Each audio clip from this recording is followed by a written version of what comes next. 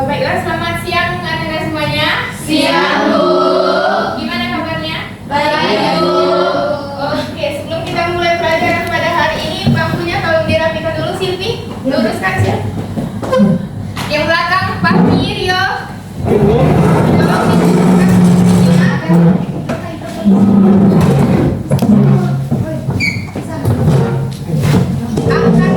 Ya, Bu. Sabar, sabar.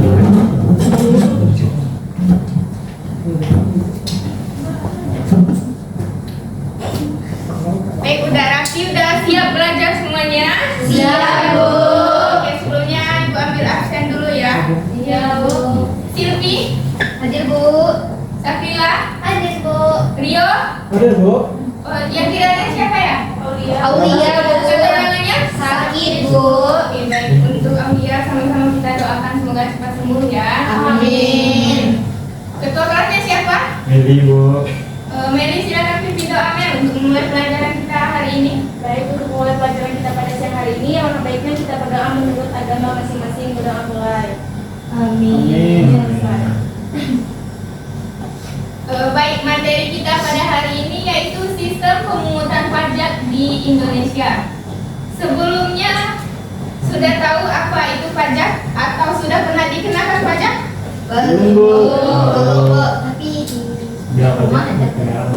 Di motor udah, Bu. Pajak motor, Pajak pajak kendaraan bermotor ya. Ya, Bu. Jadi pajak itu apa? Yang anak-anak ketahui? Ya, pajak itu kontribusi wajib yang dilakukan oleh individu kepada negara yang terutama. Kontribusi wajib dari individu yang diberikan kepada negara, betul. Ada yang lain? Tanggung jawab setiap warga negara, Bu. Tanggung jawab setiap warga negara.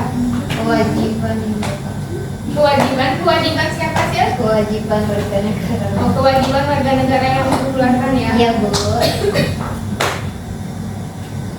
Jadi pajak itu merupakan kontribusi wajib kepada negara yang digunakan untuk pengeluaran negara. Gunanya di sini juga untuk kesejahteraan masyarakat ya. Dengan kan pemerintah itu melakukan pembangunan infrastruktur seperti jalan tol, fasilitas kesehatan, jembatan. Itu uangnya dari uang pajak. Nah, selanjutnya memasuki fungsi pajak. Yang pertama itu fungsi anggaran. Nah, jadi seperti yang Ibu sudah jelaskan tadi, bahwa negara itu akan melakukan pembangunan baik jangka panjang maupun jangka pendek. Nah, jadi di sini uang pajak berfungsi untuk menunjang pembangunan yang dilakukan oleh negara tersebut. Paham? Paham, Bu. Nah, selanjutnya fungsi mengatur. Nah, pemerintah bisa mengatur pajak supaya perekonomian Indonesia itu tetap stabil. Contohnya begini, ketika perekonomian Indonesia sedang memanas, pemerintah itu menaikkan uang pajak guna menghindari inflasi dan jumlah uang beredar yang ada dalam masyarakat. Sebaliknya, jika perekonomian Indonesia itu sedang berada di bawah atau melemah, maka pemerintah itu akan menurunkan uang pajak. Gunanya di sini untuk meningkatkan daya beli masyarakat. Selanjutnya fungsi stabilitas. Nah, dengan pajak ini juga pemerintah bisa menstabilkan perekonomian negara. Dengan cara apa dilakukan? Ada yang tahu?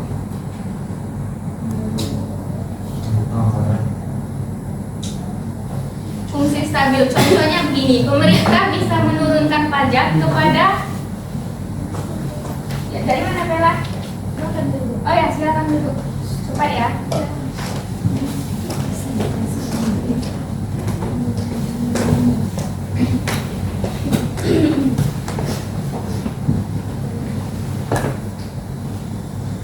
Oke, bisa dilanjut? Bisa, Bu. Nah, contohnya begini, pemerintah itu bisa menurunkan pajak bagi sektor-sektor yang memberikan dampak negatif terhadap perekonomian di Indonesia. Misalnya perusahaan yang berkontribusi untuk memajukan kesejahteraan masyarakat, yang membantu untuk energi terbarukan. Pemerintah juga menaikkan pajak bagi yang mempunyai pengaruh yang buruk lah untuk masyarakat. Contohnya rokok.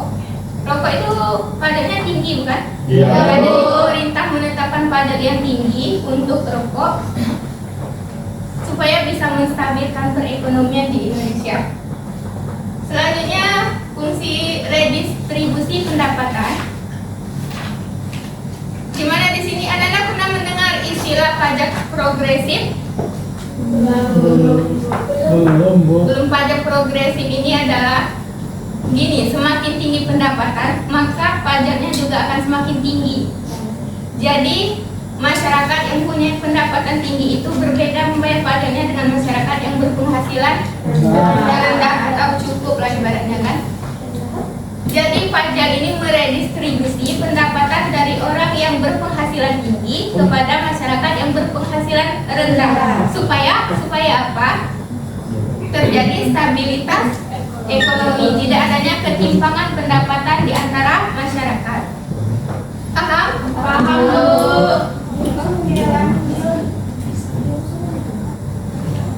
Nah, selanjutnya ada dasar hukum pemungutan pajak di Indonesia.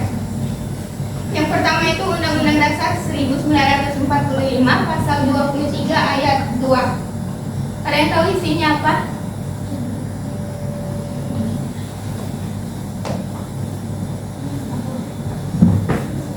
Jadi undang-undang ini merupakan undang-undang dasar yang mengatur tentang pemungutan pajak di Indonesia. Kan tidak mungkin pemerintah langsung memungut pajak saja tanpa ada landasan hukum yang melandasi kegiatan tersebut. Jadi undang-undang pasal 23 ini yang mendasarinya. Kemudian yang kedua ada Undang-Undang nomor 12 tahun 1994 tentang pajak bumi dan bangunan. Jadi di sini dia berisi tentang pajak bumi dan bangunan, termasuk siapa saja objek pajak, apa yang dikenakan pajak, dan berapa harus membayar pajak oleh masyarakat. Kemudian Undang-Undang nomor 19 tahun 2000 tentang aturan dan prosedur penagihan pajak dan surat paksa. Nah, di sini berisi tentang aturan dan cara menagih pajaknya. Jika wajib pajak tidak patuh dan dari mana anak-anak? Dari rumahku. Mana dia? Silakan duduk, jangan berisik. Suaranya, Eka. Jadi Ibu ulang, Undang-Undang nomor 19 tahun 2000 ini berisi tentang aturan tentang penagihan pajak. Nah, jadi ketika wajib pajak itu tidak patuh terhadap kewajibannya, maka pemerintah akan bisa saja menagih pajak tersebut secara paksa dan dikeluarkannya surat tagihan. Bisa sih kalau wajib pajak ini tidak patuh, pemerintah bisa melakukan penarikan pajak secara paksa. Tentu tapi dengan harus sesuai dengan undang-undang yang tertera. Paham? Paham, Bu.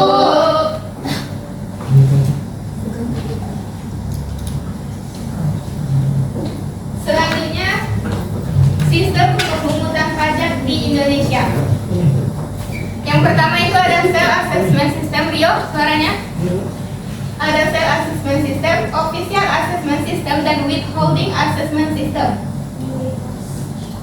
Yang pertama itu Self Assessment System. Jadi di sini wajib pajak menghitung sendiri dan membayar sendiri berapa pajak yang harus dikeluarkan untuk dibayarkan. Jadi wajib pajak ini mandiri, menghitungnya sendiri, membayarnya sendiri, makan pun sendiri. Apa hubungannya?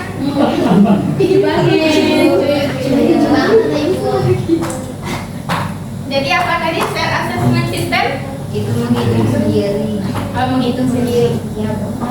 Contohnya dari Self Assessment System, apa pajak apa yang kira-kira yang sistem pemungutannya gini? Pajak kendaraan, Pajak penghasilan pajak penghasilan ya. Nah, NPWP itu beda konteks, EK itu nomor pokok wajib pajak. Ya. Selanjutnya official assessment system. Nah, jadi di sini wajib pajak tidak mandiri lagi. Jadi Dirjen Pajak itu menghitung berapa pajak yang akan dikenakan oleh wajib pajak. Contohnya bisa pajak bumi dan bangunan. Apalagi contohnya? Yang PBB itu pajak bumi dan bangunan. PBB pajak bumi dan bangunan. Ya, Pajak penghasilan, Bu. ya pajak penghasilan pasar. Iya Bu. Pasal. Pasal. Ya. Oh, Satu dan dua. Kalau pajak penghasilan kan itu juga termasuk di self assessment system. baik, Bu. Pajak penghasilan juga termasuk tapi yang pasal 21, dia itu hanya sebagian dari pajak penghasilan. Yang selanjutnya withholding assessment system. Jadi ada yang tahu ini withholding ini bagaimana cara pemungutannya kira-kira? Sistem Bu. Nah, di sini Ananda, for your information ya, Ya, menggunakan boleh. pihak ketiga atau orang ketiga. Contohnya Bu. Jadi gimana itu bisa diilustrasikan bagaimana cara pemungutan pajaknya kira-kira? Diwakilkan bisa, tapi siapa yang mewakilkan? Kita bayar pajak misalnya Dibayarkan oleh perusahaan.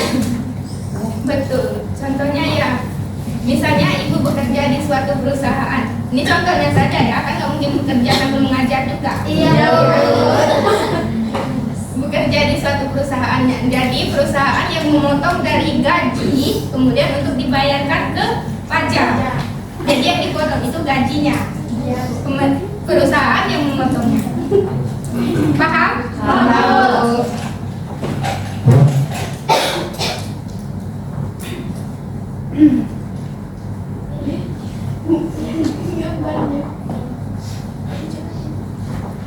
Nah, selanjutnya ini selanjutnya subjek pajak. Ada yang tahu? Orang yang membayar pajak. Ya, orangnya orang. Wajib pajak kita, Ibu, Ananda, dan kita semua itu merupakan subjek pajak. Iya. Apra, ngapain kamu masuk lah? Cepat. Yo. Di depan Apra. Di sini kosong. Iya Bu. Cepat, cepat, cepat.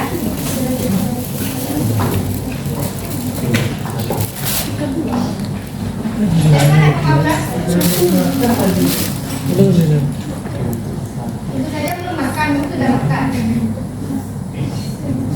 Jadi Ibu ulangi, subjek pajak ini merupakan orang atau badan yang wajib membayar pajak.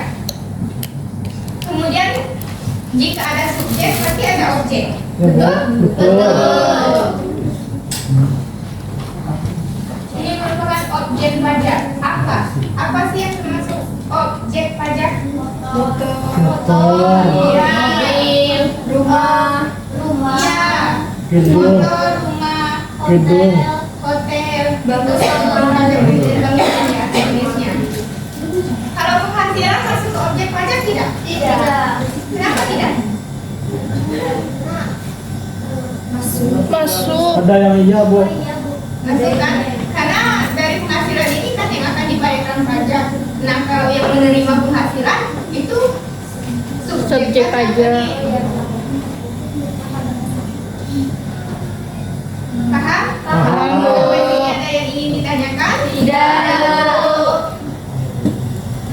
Nah, kita langsung ke studi kasus saja ya, karena materi kita hari ini juga tidak terlalu banyak karena udah Ibu jelaskan di minggu sebelumnya. Jadi ini studi kasusnya. Saprila, tolong dibacakan. PT Cahaya Lestari adalah perusahaan Ada yang lain tolong. yang bergerak di bidang produksi dan penjualan kerajinan tangan dari bahan baku lokal. Mereka memiliki sistem akuntansi yang tergolong baik, dengan pencatatan transaksi yang relatif rapi dan terorganisir. Sebagai perusahaan yang menerapkan sistem self-assessment, mereka bertanggung jawab penuh atas perhitungan dan pelaporan pajak mereka sendiri. Oh ya, jika ada studi kasus, maka mengerjakannya Berkelompok. tentu harus Kelompok. Coba kamu bagi kelompoknya. Silpinda, Pesi, Meli, Ajeng, Livia, dan Ditra itu kelompok 1 di sebelah sini. Silakan segera dieksekusinya.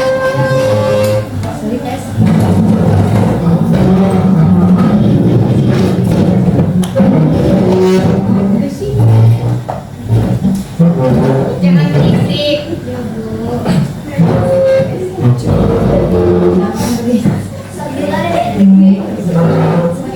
Kelompok 2 Saptila, Raga, Koni, Amel, dan Eka. Kelompok 2 bikin lingkaran ya, lingkaran berkelompok supaya memudahkan kalian untuk berdiskusi. Diangkat saja, jangan ditarik. Ya, kita sudah bilang.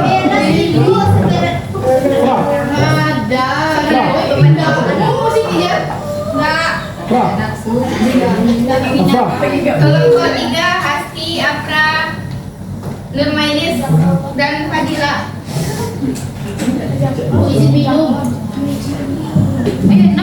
Nanti.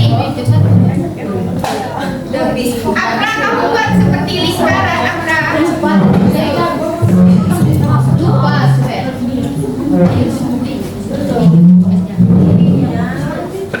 Nah, dari Octavia, Rani, Cynthia, Blaren, dan Pela itu kelompok 4 ya. Ya, Bu. Mau kemana?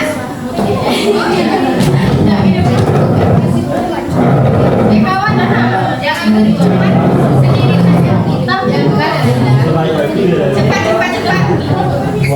Yang di belakang kelompok 5. Mulai Rio dan Nabila.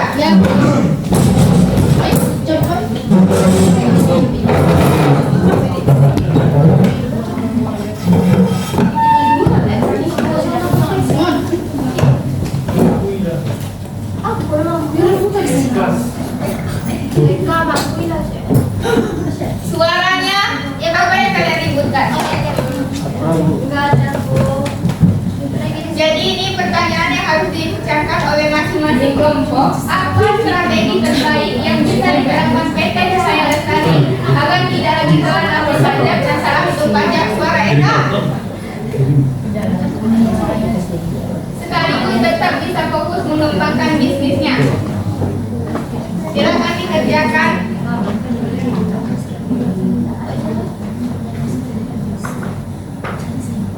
Lingkaran sil, ya Bu. Maju Pesi.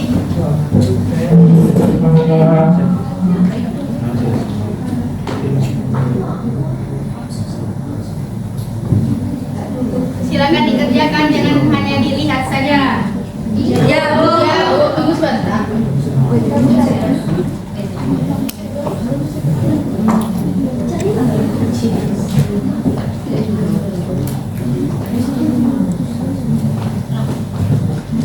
Yang didiskusikan studi kasusnya ya, jangan yang lain-lain. Ya, apa tadi?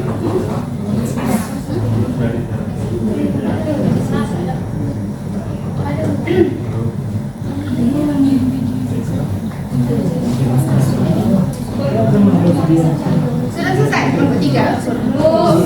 Ya, Bu. Kelompok 4. Ini Pak nyari. Di mana kalian cari? Biasa di buku. Di buku ya. Oh ya. Bentar.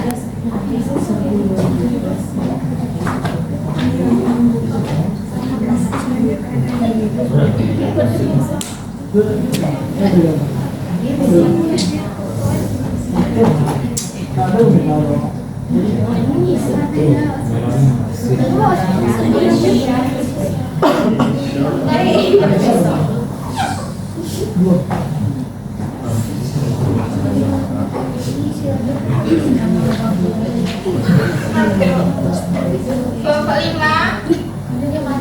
Maaf Bu, oh, kalian kami mau foto. Iya, ibu lagi foto di depan.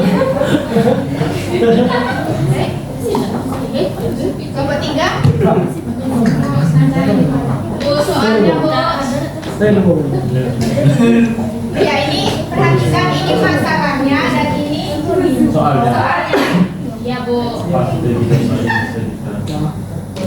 Kelompok 5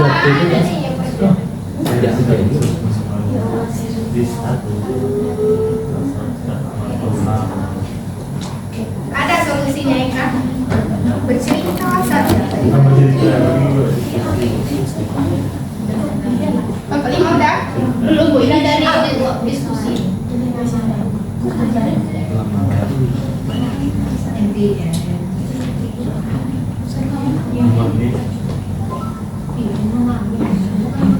Kelompok 3 sudah? Belum Bu. Apa tambah dulu aja nih?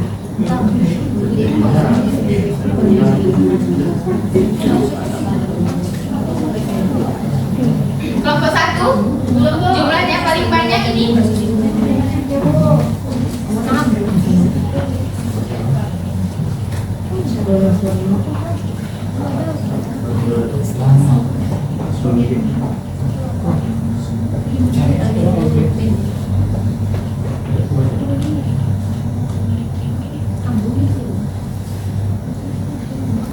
Sudah ada yang selesai? Siapa yang akan menjelaskan di depan mengenai strateginya? Sudah kelompok 1? Sudah. Apa jawabannya mau ke depan apa dari sana aja ke depan ayah maju deh. Ini ada, Bu. Kelompok 5, Bu. Bu. Kelompok 5 sudah. Ini katanya belum. Sudah. Saya sudah dari kelompok 1 dulu kan pembukaan aja kelompok 5 ya, Bu. Kelompok 1. Strateginya kan. Strateginya Ananda. Apa strategi terbaik yang bisa diterapkan di desa sehari-hari? Baiklah, assalamualaikum warahmatullahi wabarakatuh. Waalaikumsalam.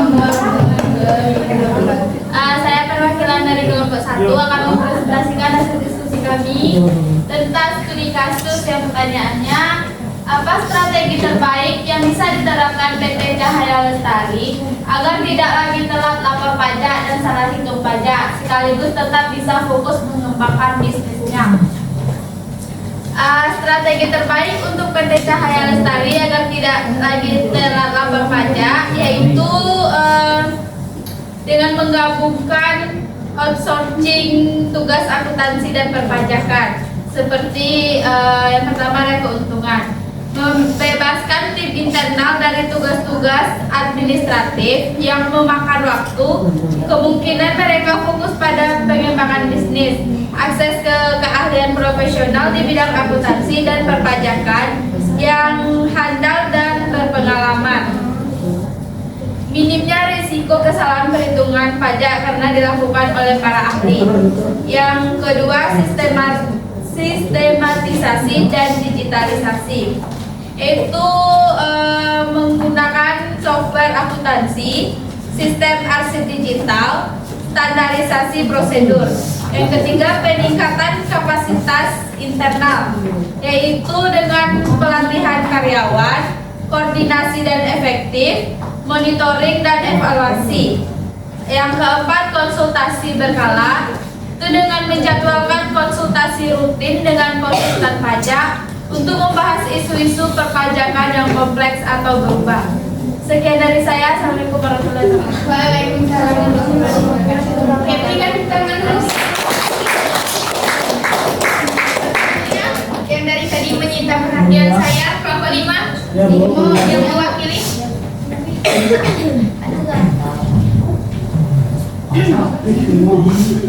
Baiklah, terima kasih Bu. Kami dari kelompok 5 yang diwakili oleh saya yang akan menjawab studi kasus di depan. Solusinya yaitu yang pertama, gunakan software akuntansi dan perpajakan seperti Jurnal ID atau Klik Pajak. Manfaatnya dapat mengurangi humor error dan juga mempercepat proses pembuatan laporan keuangan dan perpajakan.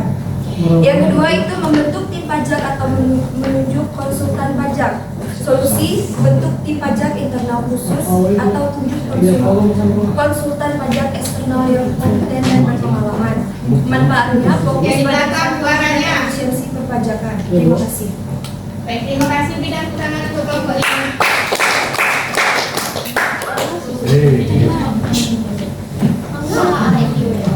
Jadi dari apa yang Tuman Ananda jabarkan ke depan, yaitu mengenai apa strategi terbaik yang bisa diterapkan PT Cahaya Lestari agar tidak lagi telat lapor pajak dan salah hitung pajak sekaligus tetap bisa fokus mengembangkan bisnisnya. Jadi hal-hal yang bisa dilakukan adalah Silvi, apa yang didiskusikan? Ini dia HP-nya jatuh dari bawah. Enggak. Bohongnya. Dia bohong. Lanjut. Mau pulang? Tetap mau di sini sampai maghrib? Iya. Ya, jadi ibu lanjutkan strateginya. Itu bisa dengan menggunakan aplikasi berbasis web ya. Jadi di sini bisa tersusun itu kapan akan membayar pajak dan pembayarannya pun juga akan lebih efektif dan efisien. Kemudian melakukan pelatihan kepada karyawan-karyawan agar bisa disiplin, tepat waktu dan paham akan tugas yang diberikan oleh atasannya masing-masing. Ya, Bu. Oke, sejauh ini ada pertanyaan? Tidak, Bu. Oke, silakan kembali ke tempat duduknya masing-masing. Tidak ada yang bersuara. Kursinya diangkat. Diangkat.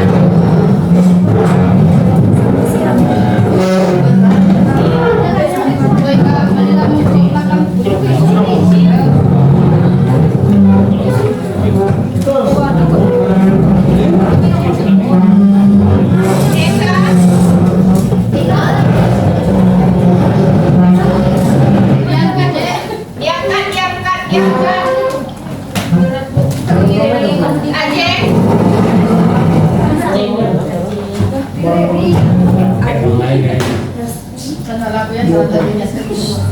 Delia apalagi yang disibukkan? Kursinya berat. Berat nih, kalau berat bagus. Sekolah kita ini memberikan yang terbaik. Jangan berat-berat.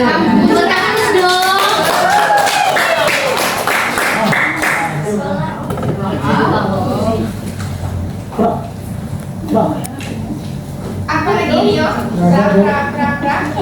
Nanti ya setelah kelas berakhir silakan diskusikan dengan Apra. Mau kemana nanti?